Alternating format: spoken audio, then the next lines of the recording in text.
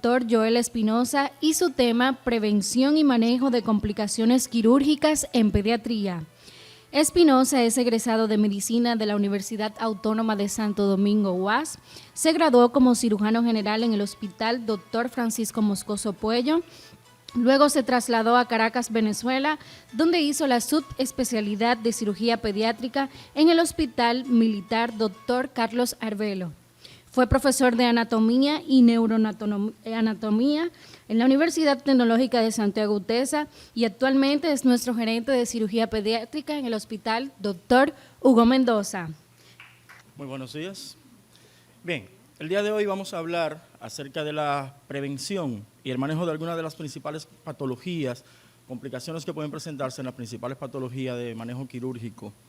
Empecemos diciendo que el objetivo de la medicina es siempre no hacer daño. Esto fue preconizado por el griego Hipócrates hace ya más de 2000 años, con su principio primum non nocere. Es algo que nos enseñan desde que llegamos a la universidad. Debemos tomar en cuenta que el éxito de cada cirugía, de cada procedimiento quirúrgico, depende del manejo preoperatorio que demos al paciente, las intervenciones quirúrgicas que vayamos a realizarle y el cuidado postoperatorio de los pacientes. Es imprescindible siempre una buena coordinación en la prevención de las complicaciones y garantizar el confort, dando siempre o promoviendo una de alta precoz en todos los pacientes. Entonces, los cuidados preoperatorios van a incluir lo que es las evaluaciones preoperatorias, su evaluación de cardiología, de neumología, las evaluaciones de anestesiología, preparar el ámbito quirúrgico, orientar a los padres sobre el procedimiento que vamos a realizar y las posibles complicaciones de estos procedimientos. Durante el procedimiento quirúrgico es importante un buen procedimiento anestésico, una buena analgesia, identificar el área que vamos a operar, si vamos a operar del lado derecho, identificarlo, preferiblemente marcarlo, para evitar terminar operando el lado izquierdo de manera incorrecta, que sería una gran complicación. En el manejo postoperatorio es importante tener en cuenta nuestros principales objetivos va a ser, primero, favorecer la recuperación del paciente, evitar las complicaciones, manejar el dolor, que es muy importante, y el manejo de los líquidos. Teniendo en cuenta todo esto, vamos a hablar de lo que son las posibles complicaciones en las principales patologías quirúrgicas electivas en los pacientes pediátricos. Empecemos con el quiste tirogloso.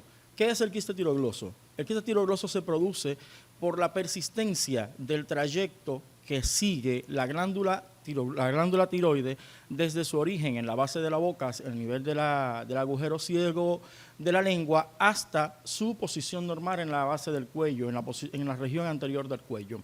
Esto va a formar una tumoración de contenido quístico no dolorosa que se mueve con la deglución y con los movimientos de la lengua. Normalmente lo vamos a identificar alrededor de los 2 a los 4 años de edad. El diagnóstico diferencial muchas veces es imposible antes del preoperatorio, lo vamos a hacer durante el acto quirúrgico y se va a diferenciar normalmente con algunas adenopatías, algunos quistes dermoides y algunos quistes sebáceos que ocupan siempre la línea media. El diagnóstico con los quistes branquiales se hace en el prequirúrgico por la lateralización de los quistes branquiales y por un origen embrionario totalmente diferente. Esto puede infectarse con mucha frecuencia, lo cual va a complicar el manejo postoperatorio o el manejo transquirúrgico debido a la gran cantidad de fibrosis que se va a formar y las adherencias a las estructuras cervicales anteriores, lo que va a aumentar entonces el riesgo de lesiones vasculares y nerviosas. En cuanto a sus complicaciones preoperatorias, las principales, las infecciones. Recuerden que como tenemos una persistencia de ese conducto desde la base de la lengua hasta el quiste tirogloso, pasan alimentos, restos de alimentos y saliva que va a predisponer a la infección de este quiste tirogloso. En cuanto a las complicaciones durante el acto quirúrgico y postquirúrgico, vamos a tener una lesión vascular, los vasos circundantes, una lesión ósea, allí tenemos el cartílago cricoide próximo, o una lesión muy lateralizada de lo que es el hueso hioide, una lesión de la tráquea, que puede ocurrir, y lesiones nerviosas. En cuanto ya al postoperatorio, tenemos la recidiva por un mal manejo de lo que es el conducto fistuloso. El frenillo lingual o anquiloglosia, esta es una membrana, un repliegue membranoso que une la cara inferior de la lengua al piso de la boca. Esto va a dificultar lo que es la alimentación, provocando que el niño no pueda mover la lengua, agarrar bien el pezón y alimentarse de manera adecuada, lactar de manera adecuada.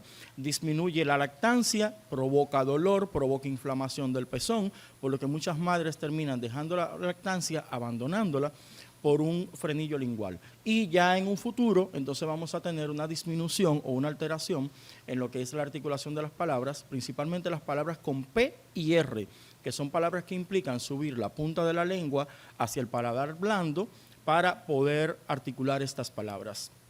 Por lo tanto, está indicada su resección en el momento del diagnóstico.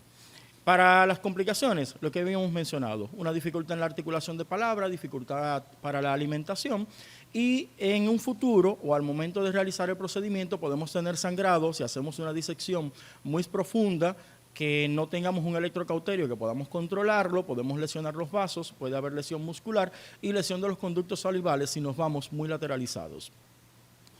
Hernia umbilical. Debemos tener en cuenta que el ombligo es la única cicatriz considerada estética en el ser humano. La hernia umbilical es la protrusión del contenido de la cavidad abdominal a través de un punto débil en el anillo umbilical, debido a un defecto en el cierre de la cicatriz umbilical. Aproximadamente un 20% de los recién nacidos nacen con una hernia del cordón umbilical o se presentan con una hernia del conducto umbilical. Estas hernias normalmente van a cerrar alrededor de los 2 años de edad. Cuando inicia la bipedestación, alrededor de los 10 a 11 meses de edad, el niño empieza a hacer ejercicios entre me paro, me caigo, gateo, va reforzando lo que es la pared abdominal y eso va haciendo o va permitiendo que cierre ese anillo umbilical. Cuanto más pequeña es la hernia y más grueso es el borde de esta fascia, es más probable que esa hernia cierre antes de los 2 años de edad. El riesgo de incarceración, a diferencia de otras hernias, es muy poco probable, aunque puede presentarse. El diagnóstico siempre es por clínica, aunque podemos confirmarlo con alguna sonografía en caso de las hernias pequeñas, de los defectos umbilicales pequeños y que no tiene tanta piel redundante como los casos que hemos estado presentando. El tratamiento siempre va a ser quirúrgico y está indicado alrededor de los 2 años de edad o después de los 2 años de edad, siempre y cuando no hayan complicaciones previas como una incarceración o que no tengamos una probosis, esas hernias grandísimas. En cuanto a las complicaciones, antes de la cirugía tenemos el riesgo de incarceración, tenemos dolor al realizar actividades físicas, al realizar algunos esfuerzos físicos, es por lo que regularmente los pacientitos se quejan. Ya durante la cirugía y en el postoperatorio podemos evidenciar algunas adherencias intestinales, lesión intestinal al momento de la corrección quirúrgica, obstrucción intestinal por la misma corrección quirúrgica y recidivas, que ya esto va a depender de muchos factores, desde la técnica quirúrgica, el material de sutura utilizado, hasta la misma condición nutricional del paciente. Recordar siempre que una de las condiciones para evitar complicaciones quirúrgicas en los niños es que estos niños sean operados por cirujanos pediatras certificados. Recordar que el niño no es un adulto pequeño. La hernia inguinal, entonces, esta es una protrusión del contenido abdominal a través del anillo inguinal profundo por una permanencia del conducto peritoneo vaginal. Vamos a tener una frecuencia de alrededor de un 3 a un 5% en los recién nacidos a término y desde un 13 hasta un 20% en los recién nacidos a pretérmino. Por debajo de las 30 semanas de edad, 32 semanas, el riesgo es mucho mayor. Alrededor de un 60 a un 70% de estas hernias van a ser derechas y es mucho más frecuente en los varones que en las hembras, con una proporción de 6 a 1.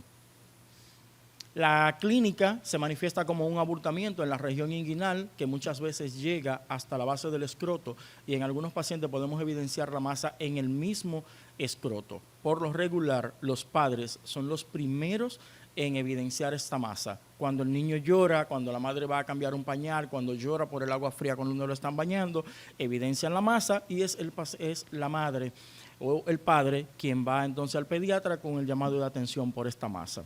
Siempre clínico el diagnóstico, podemos auxiliarnos también de una sonografía inguinoescrotal o una sonografía inguinal de partes blandas para confirmar el diagnóstico. Las hernias deben repararse siempre de manera electiva al momento de su diagnóstico. Siempre hemos hablado, si en nuestra maternidad nace un pacientito, evidenciamos una hernia inguinal, ese paciente debe operarse antes de irse a su casa. Es lo correcto. Si el paciente comienza a presentar procesos respiratorios, entonces lo manejamos de una manera electiva, manejando el ambulatorio, pero orientando siempre a los padres sobre el riesgo de incarceración y las medidas que deben tomar al evidenciar una masa que no reduce.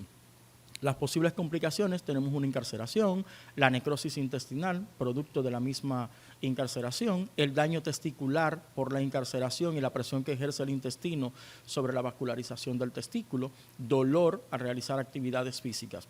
Durante el procedimiento quirúrgico y después podemos tener una recidiva herniaria. En muchos pacientes, ya en los adolescentes principalmente, corregimos una hernia indirecta, que es la que más se frecuenta en los niños, pero podemos tener una lesión del piso también, por la misma permanencia de ese saco herniario que ha maltratado el piso.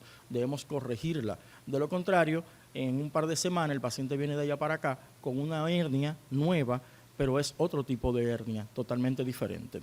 Podemos durante el acto quirúrgico producir lesiones vasculares, una lesión intestinal y nerviosa, y en algunas ocasiones se han presentado lesiones del conducto deferente durante la disección del saco herniario.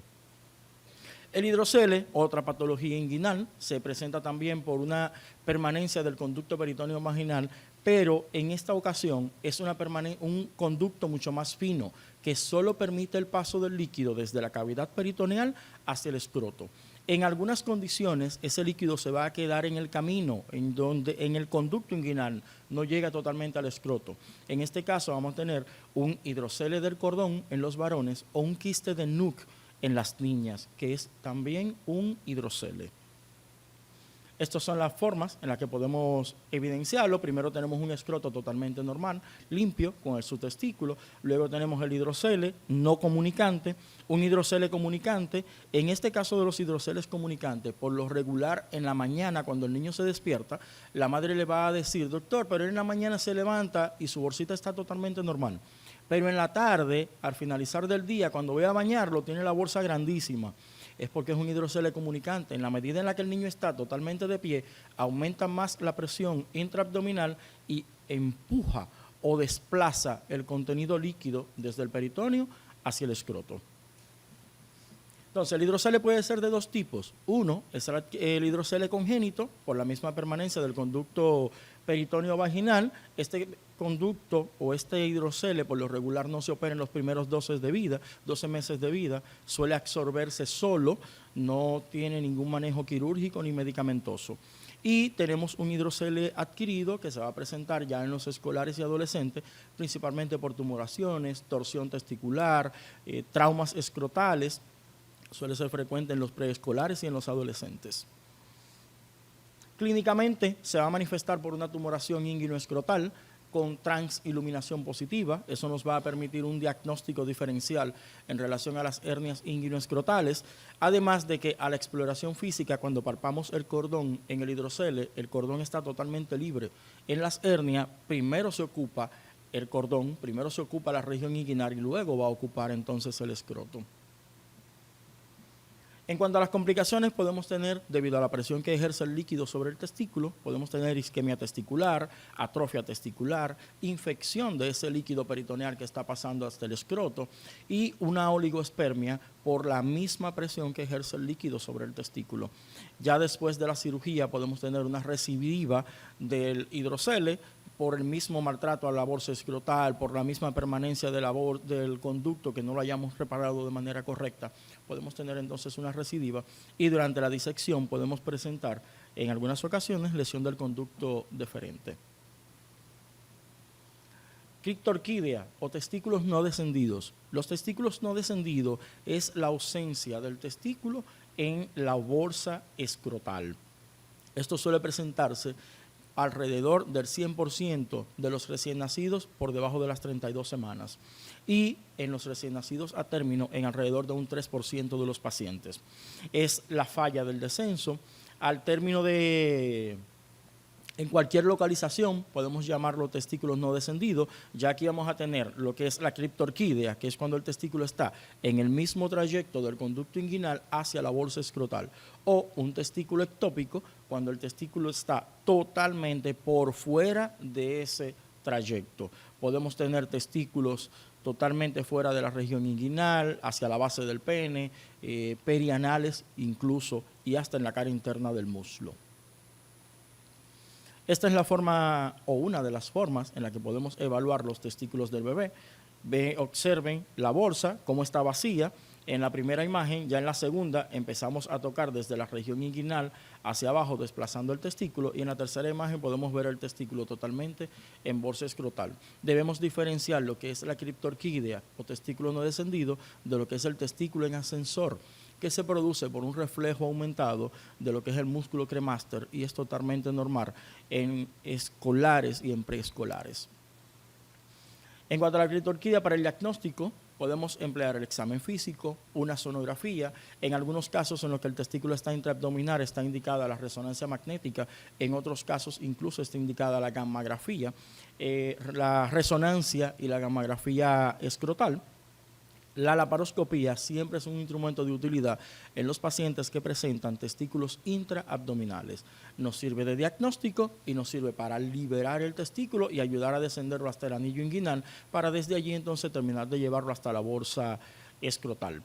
La permanencia del testículo fuera del escroto va a generar cambios estructurales, cambios a nivel de las células de Leydig, que van a provocar una azospermia y son daños irreversibles. Por lo tanto, la corrección de una criptorquídea está indicada antes de los 2 años de edad. Incluso tenemos estudios que hablan de que a partir del 8º mes de vida debe iniciarse el proceso de preparación para operar ese niño antes de que cumpla los 18 meses de vida.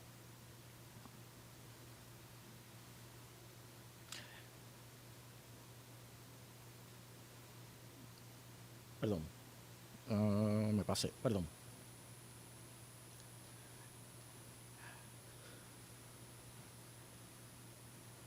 Bien, recordar siempre que el mejor momento para evitar complicaciones postoperatorias es precisamente durante el acto quirúrgico. Fimosis. La fimosis es la dificultad para retraer el prepucio sobre el glande. Esta fimosis puede ser fisiológica en los recién nacidos. Prácticamente todos los recién nacidos nacen con una adherencia balanoprepucial, que es totalmente normal. Lo que nunca debemos intentar retraer el prepucio a la mala sobre el glande. Provoca dolor, provoca sangrado, y ese sangrado es una herida, y esa herida, como en todas partes del cuerpo, llega a una cicatriz. Esa cicatriz circular en el pene lleva a una cicatriz hipertrófica, una cicatriz queratoidea en el prepucio, lo cual va a provocar entonces que se cierre mucho más el prepucio, va a aumentar la retención urinaria con todas las complicaciones que esto puede provocar. En el recién nacido y hasta el año de edad es completamente fisiológico. A nivel que van avanzando los meses, el prepucio va a ir soltándose solo. Es como esa especie de cadillo que usamos muchamente como pegamento. Se va soltando solo, sin necesidad de que nosotros tengamos que manipularlo. El diagnóstico se realiza por el examen físico. Es frecuente la imposibilidad para retraer el prepucio. En algunos casos los padres van a referir que cuando el niño orina se forma un globo de orina entre el prepucio y el glande. Y luego de terminar de orinar, luego de que pasa su deseo de orinar, el niño termina goteando, provocando goteitos de orina. El problema de este caso es que es más frecuente o es más propenso a hacer entonces que la orina vaya retrógrada de nuevo, desde esa acumulación vaya retrógrado hacia la vejiga nuevamente. Esto aumenta el riesgo de infecciones urinarias, aumenta el riesgo de daño renal, con todo lo que esto conlleva. El tratamiento siempre es una circuncisión o una plastía del prepucio. 2 formas en las que podemos hacer la circuncisión. Tenemos la técnica clásica en la que cortamos todo el prepucio de manera quirúrgica, bajo anestesia, dependiendo la edad puede ser anestesia local o general.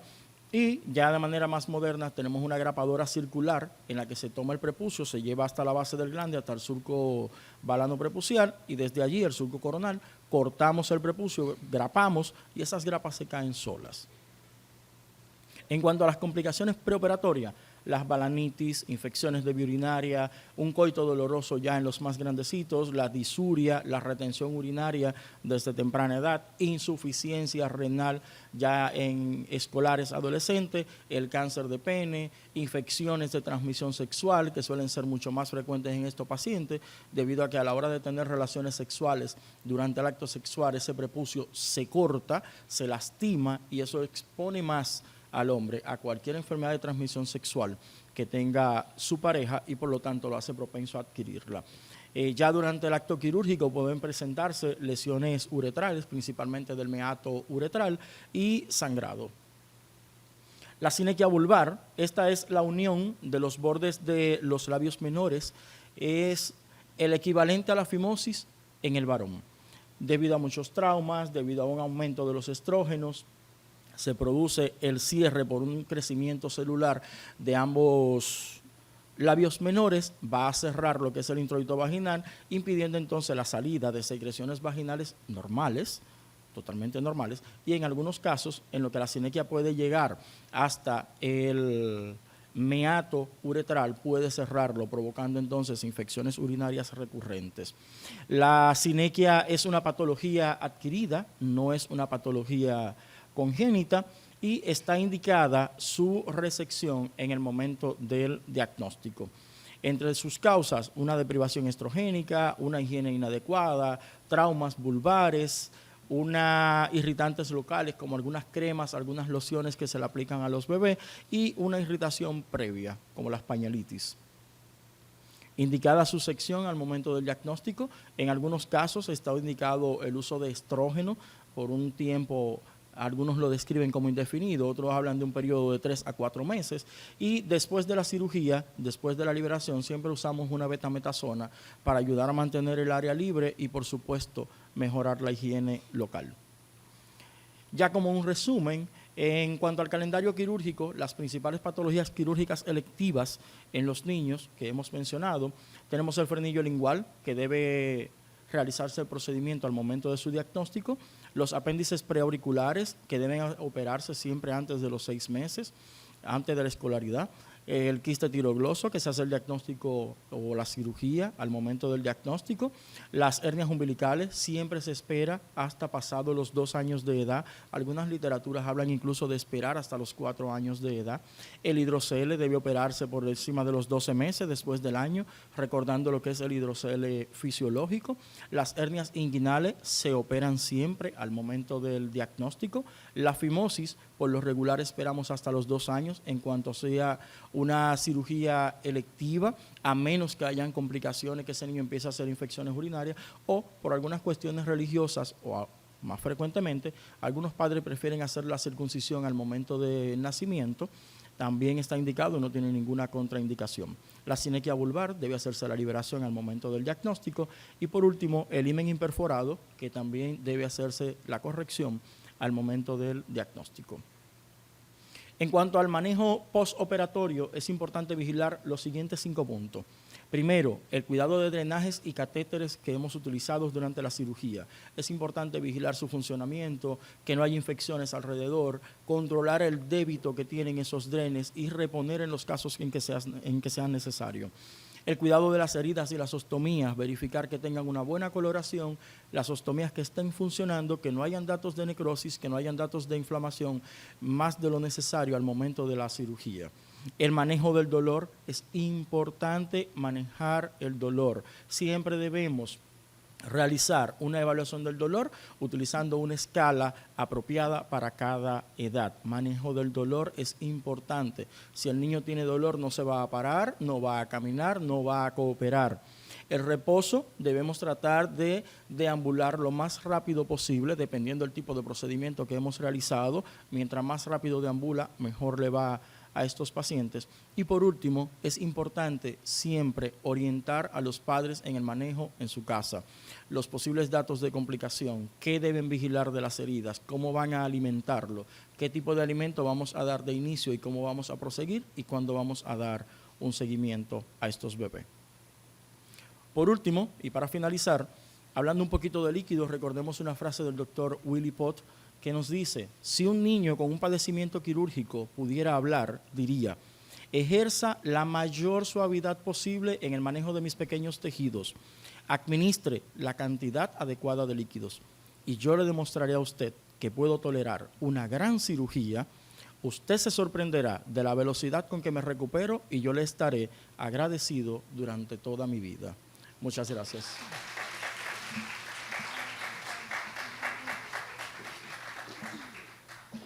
Muchísimas gracias, doctor, por compartir con nosotros tan interesantes recomendaciones.